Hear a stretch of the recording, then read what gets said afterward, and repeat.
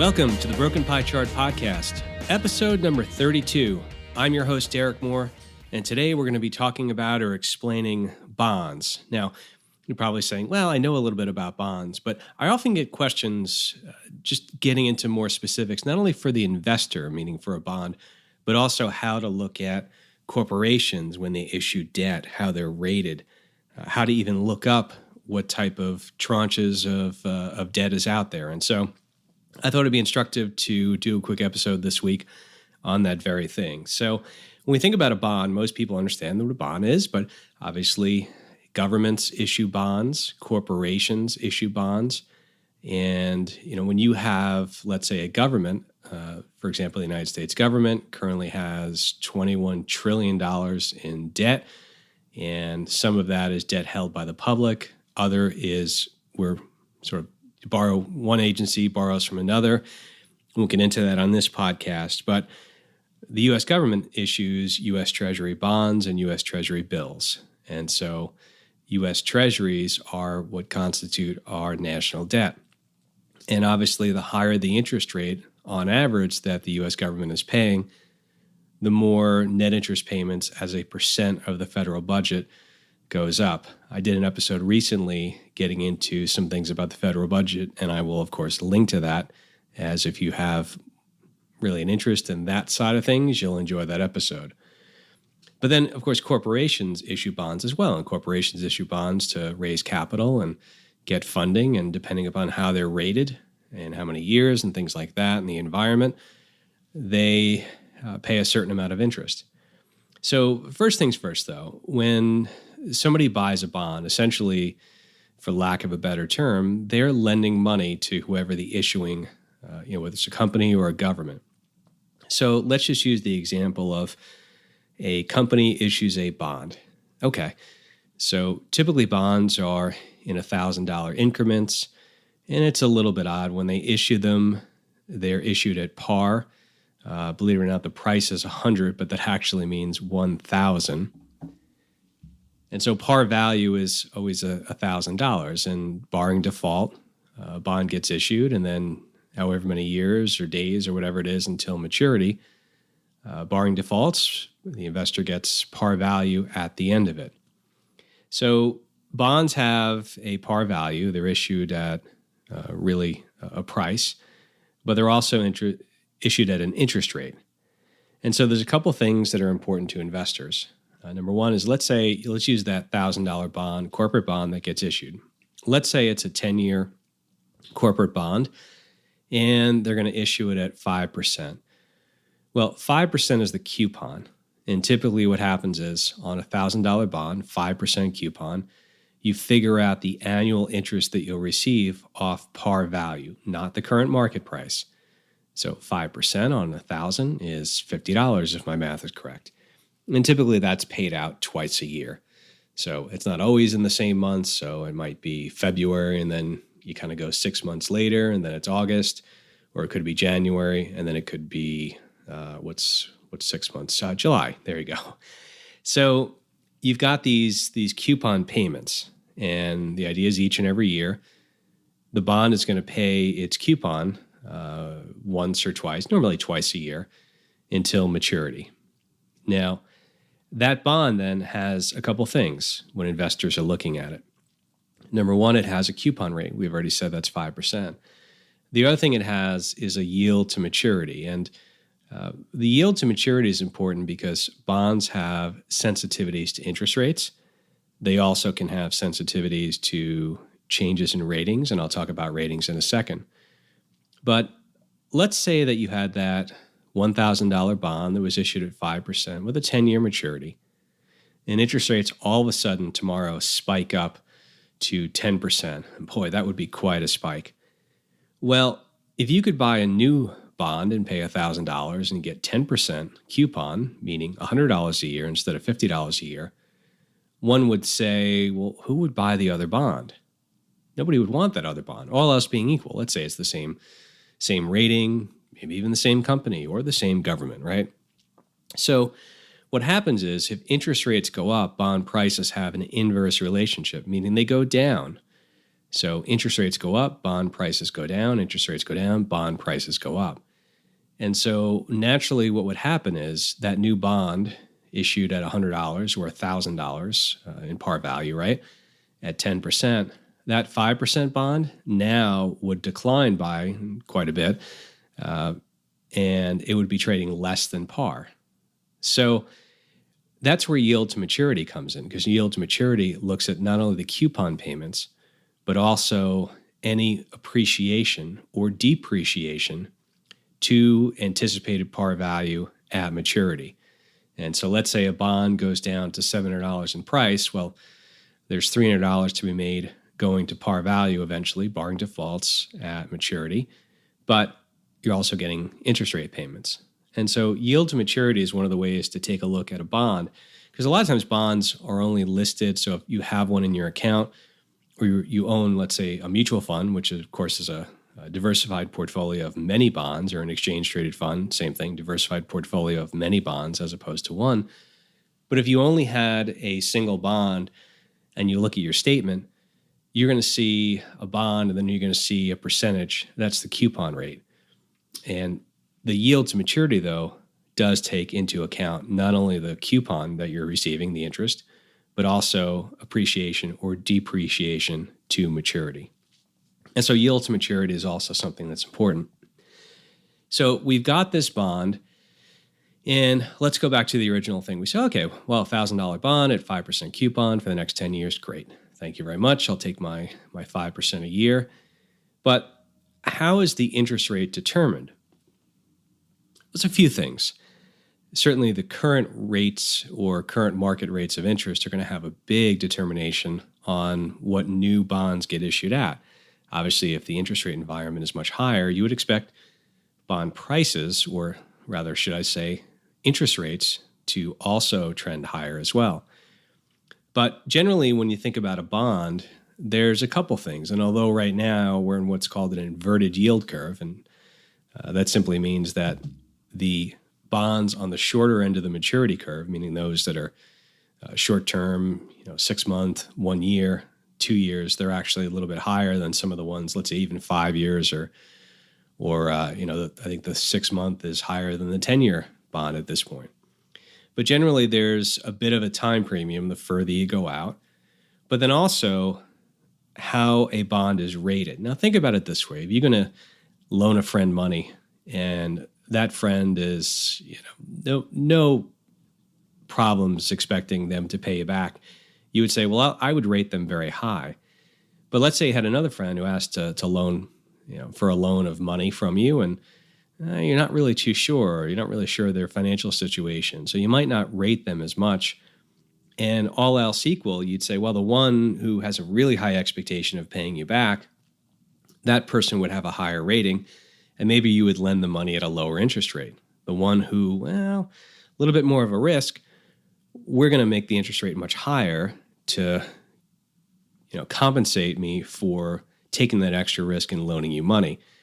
And so one of the things that happens is these rating agencies, and they rate corporate bonds, they rate government bonds as well.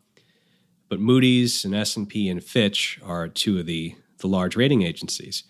And so what they do is they separate the bonds. They call it, high grade, upper medium grade, lower medium grade. And then those areas are considered investment grade. Investment grade meaning, generally, according to the rating agencies, more of a higher expectation of, being safer in receiving the principal back at the end of the term, right? Well, non-investment grade or speculative, which is also nicknamed junk, that's where a lot of companies below the investment grade level, and they are required to pay higher rates of interest. So think about it this way, and I'll give you some examples. S&P and Fitch use the same letter designations to rate their bonds. And so the highest rating you can possibly have is AAA rated. AAA rated, according to the agencies, would say there's really, really low probability of not being paid your interest payments and then not receiving your sum at the end of the par value at the end of the term. And so the way they do it is AAA, AA plus, AA minus, A plus. I'll put a link to a graphic of this. And then the lowest investment grade that you can have is triple B. And then the lowest of the triple Bs is triple B minus. Now, Moody's gets a little bit, I don't want to say cute with their ratings, but their top AAA is A and then single or lowercase a. And so triple B and triple B is the same for S&P and Fitch, but their version, Moody's version of triple B is Baa2, okay? So they just use a different denomination of or rating, but you can equate those. And so the lower the rating, the higher the risk and the higher the interest that one would seek out for the bond, okay? So you kind of see it's a combination of term or duration, but it's also a combination of perceived risk, and ratings are one way to kind of evaluate bonds across a various spectrum. So the other thing is the idea of there's a yield to call. And so some bonds have what's called a call provision, meaning a company issues a bond for 10 years, but maybe after year 3 or whenever, they have the right to call the bond back at a certain price. And you might think, well, why would a company want to do that? Well, imagine that they issued bonds at 10% and they had a junk rating and interest rates are rather high. Well, maybe this company has done unbelievably well, or simply the interest rate environment has changed. And so what they can do is call back in the bonds at, let's say, that 10% coupon or whatever the higher rate is, and reissue new bonds to pay off the old bonds to call them in. But when they issue the new ones, it's done at a lower interest rate. We actually saw a lot of this right around the financial crisis, 2008, where you had companies that had a lot of debt out there. And of course, the Federal Reserve lowers interest rates to next to nothing. And a lot of companies were able, if it was callable, if it had call provision, they could call those bonds in, reissue new debt at much lower interest rates, and then pay off the old ones. So yield to call is another thing, but that is a benefit that companies certainly have. So the other thing, and I'm going to link to a podcast where we got much more detailed into how interest rates affect bond prices. But if you know nothing else, we have the first thing. Interest rates go up, bond prices go down. Interest rates go down, bond prices go up. But bonds have something called modified duration. And so this is something that's kind of confusing for a lot of people. A 10-year bond doesn't necessarily go up or down 10% for every 1% rise or lowering of interest rates. And the reason why that is, duration is a combination of the time to maturity and the coupon rate. And so let's say you have a 10-year bond and it's got a certain amount of coupon. It's modified duration or sensitivity interest rates. For example, let's say it's only 7 or 8 on a modified duration for a 10-year bond because you're taking into account a couple things. And once you know the modified duration, you know how much a bond would go up or down. And so if interest rates went up, let's say 100 basis points or 1%, you would expect a modified duration of 7 to go down about 7%, okay? It's a little more complicated than that, but duration is important. And what you should know as well, the longer the maturity, that affects the amount of duration or interest rate sensitivity. But also, and this is a less known fact, the coupon rates themselves also affect duration. And I'll explain. A 10-year bond at a 1% coupon is going to be much more sensitive, meaning having a higher modified duration, than a 10-year bond with a 10% interest rate. And again, I'll link to one where I get into the numbers a little bit more. But one way to look at this is, let's say you had a 10-year bond paying 1%. Well, 1% on that same $1,000 bond example that we used, well, that's going to pay you $10 a year. But a bond with a 10% coupon is going to pay you $100 a year.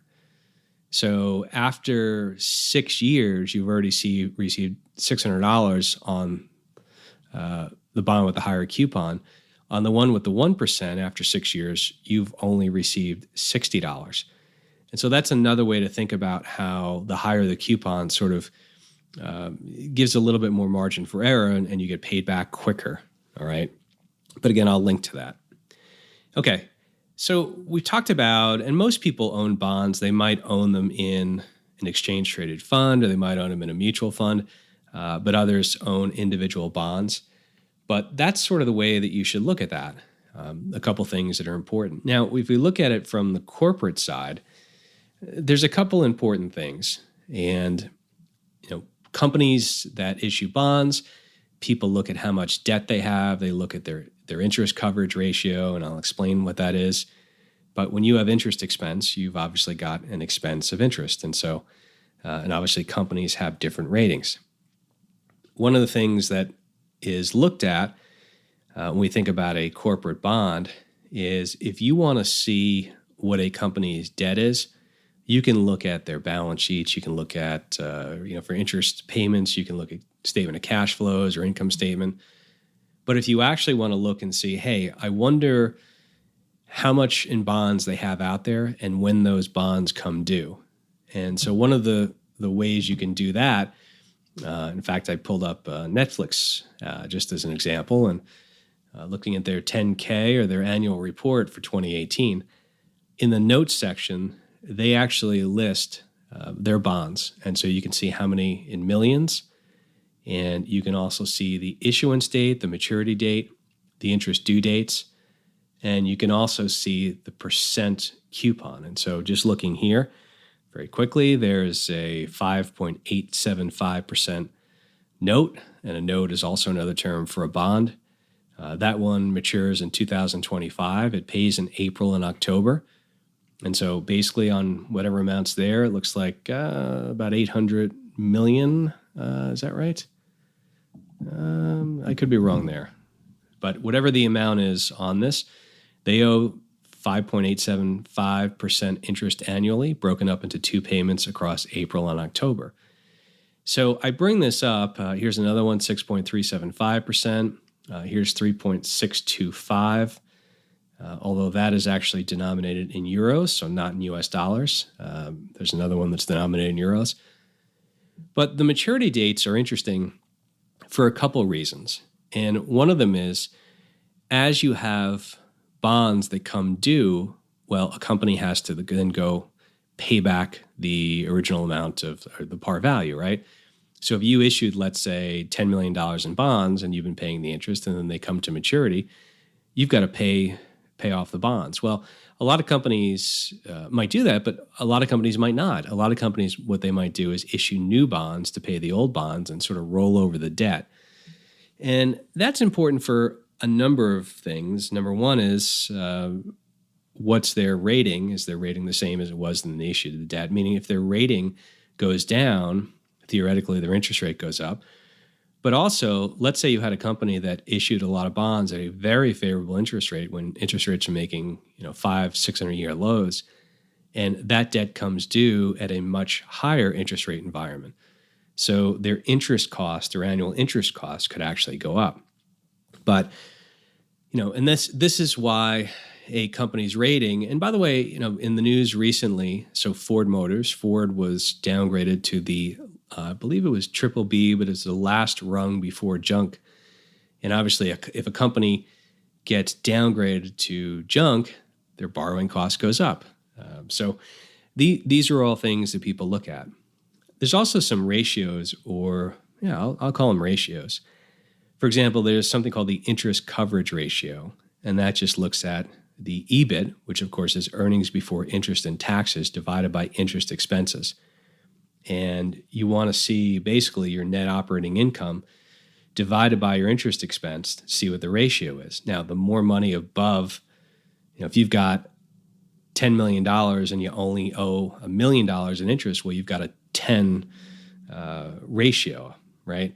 So to give an example, just sticking with a Netflix example, on their March 2019, and I pulled this off the internet. And of course, the internet's always right? But according to this site, they said $459 million was their net operating income, $136 million was their interest expense for the quarter, and they would have a ratio of 3.39. Obviously, the higher the better, and if your interest coverage ratio is less than 1, it would mean that your interest expense is higher than your operating income. So that's one of the things to look at for a corporation to see what their interest coverage ratio is. The other one that a lot of people look at is what's called the debt ratio. So in the debt ratio, you're basically taking the total debt divided by total assets. And the higher the ratio there, because debt is, up top, that means the more leveraged the company is. And so companies, and this also plays into, of course, maybe we'll do an episode at some point about how people try to value a company using something like a discounted cash flow to equity or dividend growth model. There's a couple different things.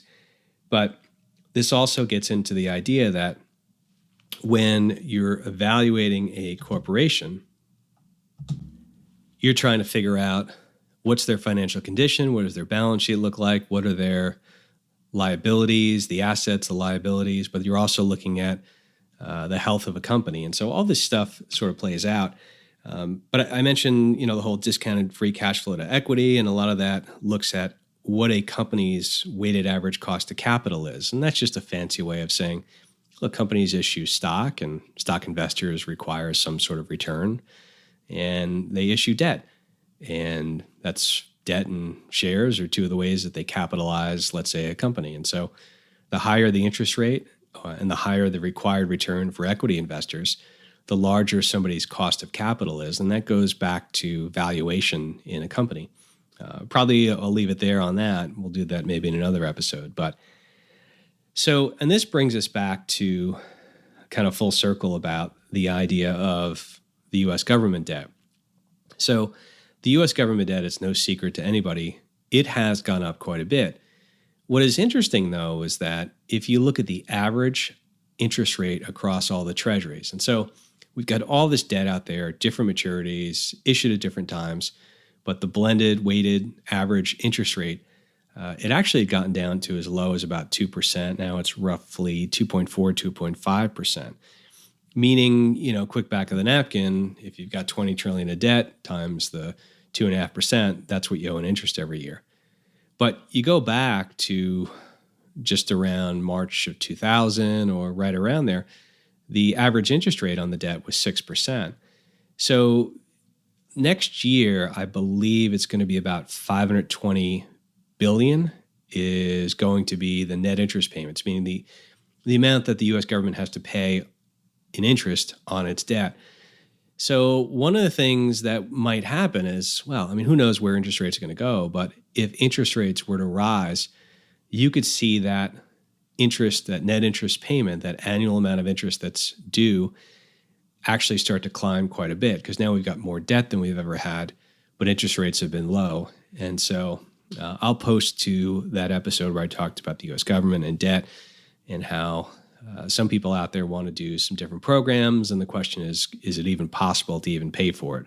So we go over a couple of those things. So, all right, so we'll leave it there. Hopefully this helped you understand a little bit more about the bonds, but also thinking about it from the corporate angle, because when you're looking at companies, interest, net interest expense, coverage ratios, how much debt, when the debt comes due, what a company's rating is, all of that can be helpful in trying to understand a corporation's financial health and its well-being, and can help you also inform your decisions on investing.